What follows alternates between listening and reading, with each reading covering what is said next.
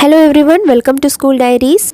तो चलिए इस वीडियो में देखते हैं क्लास 3 मैथ्स का सैम्पल क्वेश्चन पेपर। तो चलिए इसको सॉल्व करते हैं और प्रैक्टिस करते हैं। क्वेश्चन नंबर 1 पे दिया है फिल इन दी ब्लैंक्स। ठीक है, number 1, the even numbers are completely divisible by 2, है ना। सारे इवन नंबर्स जो है 2 के साथ ही इजीली डिविजिबल हो जाते हैं, मतलब उन्हें दो लोगों के बीच में इक्वली हम बांट सकते हैं, वही होते हैं even numbers.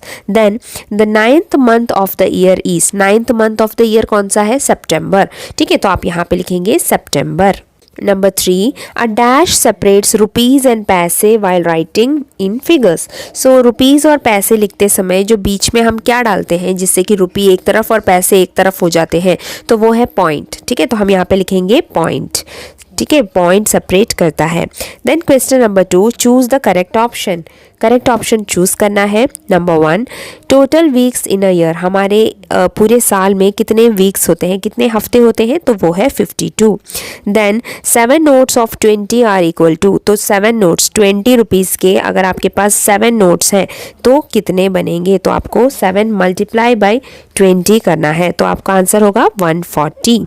Then next, which is the greatest amount, इसमें से सबसे बड़ा अमाउंट कौन सा है? देखिए 3 ऑप्शंस दिए हैं, 7453 पैसे, 75 रुपीज़ और 7400 पैसे। तो इसमें आपको कैसे पता लगेगा? बस आपको आगे के 2 नंबर देखने हैं, क्योंकि उसी से क्लियर हो जाएगा कि कौन सा बड़ा रुपए है, तो वो है 75, है ना। तो आप यहाँ पे 75 रुपीज़ को ग्रेटेस्ट अमाउंट करेंगे, क्योंकि बाकी जो है 74 रुपीज़ 53 पैसा है और ये सिर्फ 74 रुपीज़ है, कोई पैसे भी नहीं है। तो फर्स्ट 2 नंबर देखने से ही आपको पता चल जाएगा कि सबसे बड़ा अमाउंट कौन सा है। अब next question number 3, match the following. तो यहाँ पे मैच करना है 12 इंटू 4, तो क्या मिलता है हमें? 12 इंटू 4 का आंसर है 48, जो कि एक इवन नंबर है, तो आप इवन नंबर से इसको मैच करेंगे। देन 0 भी इवन नंबर है, तो इवन नंबर से मैच करेंगे। 231 एक ऑड नंबर है, तो ऑड नंबर से मैच करेंगे। Then question number 4, state whether true और फॉल्स, तो सही है या गलत है। So 1 fortnight is equal to 30 days, तो ये गलत है ना, क्योंकि 1 फोर्टनाइट का मतलब होता है 14 डेज, 2 हफ्तों को बोलते हैं 1 फोर्टनाइट, तो यहाँ पे ये गलत है, 30 डेज इसका आंसर नहीं है, 14 डेज होगा। Then the line of symmetry divides the shape into 2 exact halves, तो ये सही है ना। सिमेट्री का मतलब क्या है? किसी भी एक चीज को, किसी भी एक शेप को एकदम बीच से डिवाइड करना, जिससे कि उसका ये पार्ट और ये पार्ट एकदम बराबर हो। यहाँ पर ये यही बोल रहे हैं, तो मतलब आंसर सही है, तो ये ट्रू है। उसके बाद the symbol of rupee is, ये डॉलर का साइन है, तो ये रुपी का साइन नहीं है, तो यहाँ पर भी गलत है। सिंबल ऑफ रुपी ये नहीं है, सिंबल ऑफ रुपी कैसा होता है? ऐसा, है ना। सो ये होगा इसका आंसर, तो यहाँ पे ये गलत दिया है। इसके बाद आगे देखते हैं question number 5, solve the following questions. ठीक है, number 1, convert 9 minutes into seconds. अब मिनट्स को सेकंड में कन्वर्ट करना है, तो आप क्या करेंगे? तो हमें पता है कि 1 मिनट, 1 मिनट का मतलब होता है 60 सेकंड्स। ठीक है, सो 9 मिनट का मतलब क्या होगा? 60 से मल्टीप्लाई करेंगे 9 को, तो आपका आंसर होगा 540 सेकंड्स। ठीक है, सो यहाँ पे लिखेंगे 540 सेकंड्स। उसके बाद next, how many hours are there in 1 day, एक दिन में कितने घंटे होते हैं, तो हमें पता है 24 आवर्स। ठीक है, तो यहाँ पे लिखेंगे 24 hours. Number C, write all the odd numbers between 46 and 54। So 46 और 54 के बीच के सारे ऑड नंबर्स लिखने हैं, तो आप एक एक नंबर छोड़ के लिखेंगे। जैसे फर्स्ट तो 46 इवन है, तो नेक्स्ट है 47, उसके बाद 48 छोड़ देंगे, 49, देन 51 एंड 53। ठीक है, तो ये ऑड नंबर्स हैं जो इनके बीच में आते हैं। Then write the time 30 minute after 2:15, तो 2:15 टाइम है, उसके 30 मिनट बाद का टाइम क्या होगा? तो आधे घंटे के बाद फिर क्या टाइम होगा? 2:45। ठीक है, तो आंसर है 2:45। देन नेक्स्ट, री right the time using AM और PM, तो अब इसको AM PM लगा के लिखना है। 10:30 इन नाइट, सो नाइट में 10:30, 10:30 का मतलब होता है हाफ टाइम पास्ट हो गया 10 बजने के बाद, यानी 10:30 टाइम होगा यहाँ पे। ठीक है, तो अगर यहाँ पे नाइट दिया है तो इसका मतलब क्या है? ये PM है, AM नहीं है, तो आंसर है 10:30 PM। Next right the next two numbers in the series. यहाँ पे पैटर्न दिया है, पहले 14 फिर 21 बन गया, 28 35। अब आगे के जो दो पैटर्न है वो आपको लिखने हैं। तो कौन से नंबर्स आएंगे अब यहाँ पे ये आप देखेंगे, आपको पता लगेगा ये 7 का टेबल है ना। तो अब नेक्स्ट क्या है, नेक्स्ट आएगा 42 और 49। ठीक है, तो ये जो है 7 का टेबल है। तो आप इस तरीके से लिखते चले जाएंगे। Calculate the total money shown in the picture and write the amount in figures and words. So यहाँ पे कुछ मनी दिया है तो इसको आपको प्लस करना है, यानी सारे रुपयों को ऐड करना है। जैसे 200 फिर वो 300 बन गया, 350 एंड 370। तो यहाँ पे आंसर होगा 370। ठीक है, जो कि रुपीज़ भी आपको यहाँ पे साइन डालना है, 370 रुपीज़, और उसको फिर वर्ड्स में भी लिखेंगे 370 रुपीज़। नेक्स्ट कन्वर्ट 1250 पैसे इंटू रुपीज़ एंड पैसे। तो बहुत ही सिंपल है, रुपीज़ में आपको लिखना है 12 है ना, और फिर पॉइंट लगाएंगे और फिर पैसे में आएगा 50 पैसे। ठीक है, तो बीच में पॉइंट आ जाएगा और आधा रुपये और आधे पैसे में बढ़ जाएगा, जैसे हमने पढ़ रखा है। अब आगे का क्वेश्चन देखिए, एक डेटा हैंडलिंग का दिया है कि यहाँ पे जो टेबल है उससे पता लगेगा कि कितने बनानास हर दिन खाए गए हैं। 1 पिक्चर का मतलब है 5 बनानास, तो ये भी यहाँ पे दिया गया है। सो डेटा हैंडलिंग का क्वेश्चन है। ठीक है, तो यहाँ पे दिया है कि 1 स्टार का मतलब है, 1 स्टार का मतलब है कि 5 बनानास। तो ये आपको हमेशा याद रखना है। ठीक है, ये इसके हिसाब से ही आप कैलकुलेट करेंगे।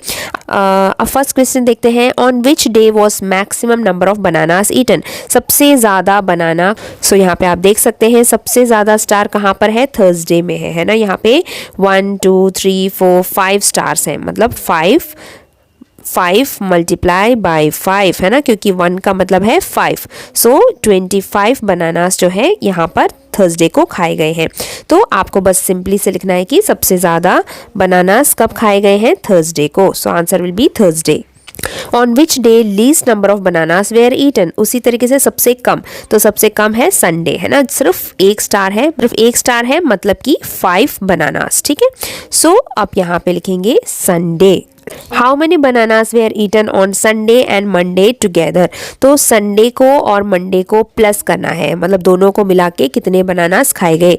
तो संडे को आपको पता है 5 बनानास और मंडे को 3 है, 1 2 3, यानी 3 5 आर 15 है ना। तो टोटल 5 और 15 बन जाएगा आपका 20। तो इसका आंसर होगा 20 बनानास। दोनों दिन को मिला के 20 बनानास खाए गए। और यहाँ पे ये डेटा हैंडलिंग का क्वेश्चन खत्म होता है। अब आगे देखिए, convert days, convert into days. तो यहाँ पे दिया है सितंबर प्लस 12 डेज कितना होता है। तो आपको पता होना चाहिए कि हर महीने में कितने दिन होते हैं। तो सितंबर में 30 डेज होते हैं, उसके साथ प्लस 12 करेंगे, जो कि आपका आंसर होगा 42। ठीक है, तो 42 डेज इसका आंसर है। एंड नेक्स्ट सब्ट्रैक्ट करना है इस नंबर को। ठीक है, इतने रुपए को इतने रुपए से तो रुपीज़ 154.64 को लिखेंगे ऊपर, उसको माइनस करेंगे 94 रुपीज़ एंड 36 पैसे। ठीक है, तो जैसे आप सब्ट्रैक्शन करते हैं वैसे ही आप सब्ट्रैक्शन करेंगे और आपको आंसर मिलेगा 60 रुपीज़ 28 पैसे। ठीक है, तो आप ऐसे सब्ट्रैक्ट करेंगे। आगे दिया है कि कंप्लीट द पैटर्न को कंप्लीट करेंगे। देखिए ये पैटर्न कैसा है, पहले ये लेस देन का साइन, फिर less than plus greater than आ गया, फिर less than greater than less than. तो अगला क्या होगा, फिर क्या होगा, अगला less than greater than less than and greater than. ठीक है, ये चारों मिल जाएंगे, तो ये होगा आपका अगला पैटर्न। अब नेक्स्ट देखते हैं, कैपिटल एक्स, फिर कैपिटल के साथ एक स्मॉल एक्स, फिर कैपिटल एक्स के साथ 2 स्मॉल एक्स। तो अगला क्या होगा, अगला कैपिटल एक्स के साथ 3 छोटे छोटे स्मॉल एक्स। ठीक है, तो ये आपका अगला पैटर्न होगा। देन देखिए वर्ड प्रॉब्लम्स दिया है। Sameer went to a shop with ₹200 with him. Sameer एक दुकान में जाता है 200 रुपीज़ के साथ, एंड देन वहाँ से वो बुक खरीदता है 135 रुपीज़ का, कॉपी खरीदता है 30 रुपीज़ का, एंड पेंसिल 20 रुपीज़ का। ठीक है, अब calculate the total bill amount and balance amount with Sameer. अब टोटल और बैलेंस ढूंढना है, तो बहुत ही सिंपल है। जैसे कि आपका टोटल मनी है, तो टोटल आपके पास 200 रुपीज़ थे, तो आपको 135 से प्लस करना है, +30 +20। ठीक है, इन सबको प्लस करेंगे। सो आपको आंसर मिलेगा 185, ठीक है। और इस 185 को आपको 200 से माइनस करना है। सो आपका आंसर होगा 15 रुपीज़, ठीक है। तो 15 रुपीज़ जो है फिर समीर के पास बच जाते हैं, बाकी इतने जो है खर्च हो गए थे। 200 जो टोटल बैलेंस था 200, उसमें से खर्च हुए को माइनस करेंगे तो आपको आंसर मिलेगा कि कितने रुपए समीर के बच गए हैं, जो कि यहाँ पे पूछा है। अब नेक्स्ट देखिए, यहाँ पे एक क्लॉक का पिक्चर दिया है जिसमें टाइम है आपका यहाँ पे 4:45, ठीक है। अब देखते हैं, क्वेश्चन पूछा है right the time in figures, तो आपने इस तरीके से टाइम लिखना है 4:45, ठीक है। ये टाइम फिगर्स मतलब नंबर्स में लिखना। Then what will be the time after 20 minutes, तो 20 मिनट्स के बाद क्या टाइम होगा, तो इसके साथ अगर आप 20 प्लस कर देंगे सो क्लॉक में देखेंगे कि 20 मिनट्स और ऐड हो जाएंगे। तो क्लॉक में देखते हैं, अभी टाइम यहाँ पे है ना, तो 5, 10, 15, 20, तो 20 मतलब वो 1 पे पहुंच जाता है, जो कि टाइम हो जाता है 5 o'clock, है ना। तो 5, सो टाइम क्या होगा आपका 5 o'clock और 5 मिनट्स, ठीक है, क्योंकि 1 पे आ गया तो 5 बजकर 5 मिनट भी हो गए। तो this will be the time after 20 minutes. Then next, after how many minutes will the time be 5:10, तो कितने मिनट्स के बाद टाइम आपका 5:10 होगा, तो इसका आंसर क्या होगा 25 मिनट के बाद आप पहुंचेंगे नंबर 2 पे। मतलब कि जब 5:10 टाइम होगा तो मतलब कितना मिनट चला गया, तो आप देखेंगे यहाँ से 5, 10, 15, 20, 25, है ना। अभी वाले टाइम से 25 मिनट्स जब पास हो जाएगा तभी 5:10 होगा, तो यहाँ पे लिखेंगे 25 मिनट्स। एक और डेटा हैंडलिंग का क्वेश्चन दिया है, ठीक है।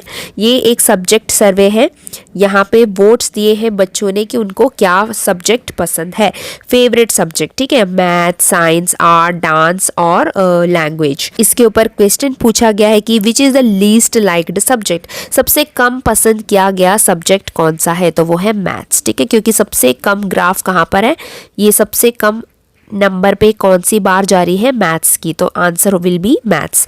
मैथ्स सबसे कम बच्चे पसंद करते हैं इस सर्वे में।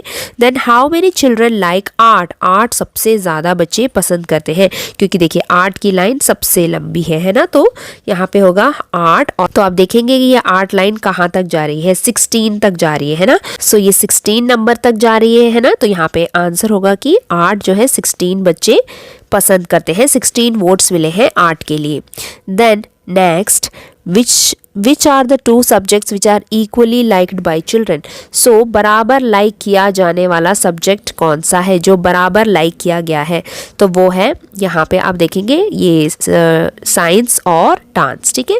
तो साइंस और डांस है जो बराबर लाइक किया गया है जो के बीच में, तो आंसर लिखेंगे science and dance. Last question देखिए, यहाँ पे जो कुछ लेटर्स दिए ना, इसमें से आपको फाइंड आउट करना है कि कौन से 2 लेटर्स हैं जिसमें सिमिट्री है, लाइन ऑफ सिमिट्री आप बना सकते हैं।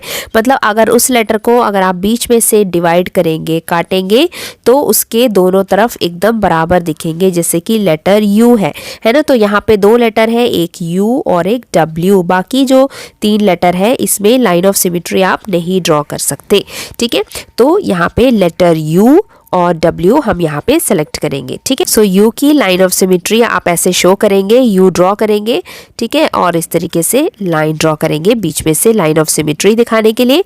एंड फिर नेक्स्ट है W, तो W को भी अगर आप ऐसे तो W भी आप ऐसे लिखेंगे और बीच में ऐसे लाइन ऑफ सिमिट्री ड्रॉ करके दिखाएंगे, और इस तरीके से ये वाला क्वेश्चन कंप्लीट करेंगे। सो जो हमारे इंग्लिश अल्फ़ाबेट है ना, उसमें अगर आपको वर्टिकल लाइन मतलब ऊपर से नीचे लाइन ड्रॉ करके सिमिट्री दिखानी है, तो वो लेटर्स हैं AHIMOTUVWX एंड Y। इसमें हम वर्टिकल लाइंस मतलब ऊपर से नीचे लाइन ड्रॉ करके सिमिट्री दिखा सकते हैं। एंड और कुछ और लेटर्स हैं जैसे BCDEHIKOX, इसमें आप हॉरिजॉन्टल लाइंस ड्रॉ करके सिमिट्री दिखा सकते हैं, मतलब कि लेटी हुई लाइन, स्लीपिंग लाइन ड्रॉ करेंगे इनके बीच में से, तो आपको लाइन ऑफ सिमिट्री मिलेगी, ठीक है। तो ये नोट करके रखिएगा, ठीक है, क्योंकि ऐसे क्वेश्चंस आएंगे तो आपको फिर कंफ्यूजन नहीं होना चाहिए, ठीक है। और ड्रॉ भी करके देखिए कि इन सब में आप सिमेट्री कैसे ड्रॉ करेंगे। ठीक है, तो इस तरीके से हमने अभी एक पेपर सॉल्व किया है। तो इसी तरीके से क्वेश्चंस आएंगे आपके एग्जाम में भी। तो क्वेश्चंस अलग होंगे लेकिन कॉन्सेप्ट सेम ही होगा। तो प्रैक्टिस करके देखिए ये पेपर, अगर आपको ये आ रहे हैं मतलब आपको ये सारे कॉन्सेप्ट्स आते हैं, है ना। सो अब मिलते हैं अगले वीडियो में अगले टॉपिक के साथ। तब तक के लिए बाय बाय, टेक केयर।